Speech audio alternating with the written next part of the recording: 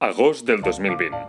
Després d'un estiu ple de canvis i novetats, els nostres artistes decideixen que és hora de tornar a les seves rutines i tot i que saben que el curs els ho posarà difícil, fan un jurament de sang. No abandonaran este cultiu a la primera de turno. Setembre del 2020. Contra tot pronòstic, el semafacoin va començar a pujar com també fan los tortosins quan neva al port. La fama i la riquesa va començar a cegar els nostres xics i, motivats per l'egoisme, es van convertir en los seus propis jefes. Octubre del 2020.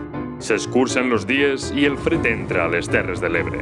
S'aproxima la tardor i decideixen retrobar-se per gravar un terrorífic especial de Halloween. Però el veritable terror arriba quan Ferran Bel declara que s'emportarà el 50% del semafacoin per expandir la frontera tortosina i envair definitivament Amposta.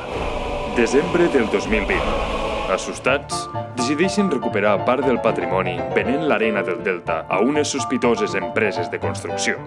Esta pràctica il·legal sortirà a la llum més tard com la trama Palada. Trencadores imatges demostren que el nostre presentador va ser el més afectat. A veure, Jordi, a veure.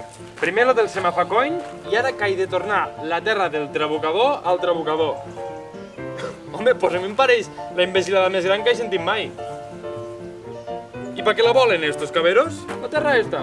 Pues no res, pues me tornaré dos carretonades a ver si no se enteren. Vale, adeu, mos parlem. Sí, per colmo, una de cal i otra d'arena. Pues aquí són dos d'arena, chato. Dos d'arena. Gener del 2021. Tot i els esforços, no eviten que Berti i companyia desemmascaren tota la xarxa il·legal de compraventa d'arena. A més, Memes de l'Ebre trau a la llum la veritable ubicació del grup delinqüent, Lo Semáforo. La trama Palada i l'evasió d'impostos a Andorra els obliga a tornar a Terres de l'Ebre. Febrer de 2021.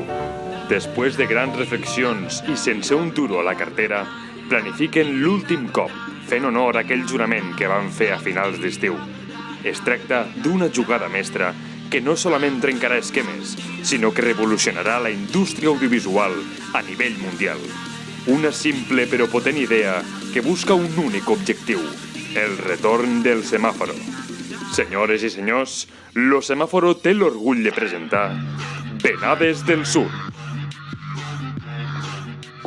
Venades del Sud és un nou format del semàforo juntament en nits d'estiu a la Maca. A partir d'ara, Lo Semáforo se ramifica. I ara el que tindreu és dos tipus de contingut. El primer, que el coneixeu, que són els podcasts. Però, per altra banda, tindreu altre contingut que serà el característic de Venades del Sud. Venades del Sud consistiran en anar penjant diversos continguts. Blogs, gameplays, divulgació de contingut ebrenc, audioreflexions, entre altres. Això ens permetrà, donades les circumstàncies sanitàries i personals, poder anar penjant contingut fins que ens poguéssim tornar a trobar i gravar altra vegada nits d'estiu a la Maca. Tot i això, mantenim les mateixes plataformes, YouTube, Instagram i Twitter. Això sí, n'estrenarem algunes de noves, entre elles Spotify, el que ja teniu que veure vosaltres quin tipus de contingut és. Dit això, esperem que us hagi agradat la proposta i que tingueu la mateixa il·lusió que nosaltres. Ens veiem!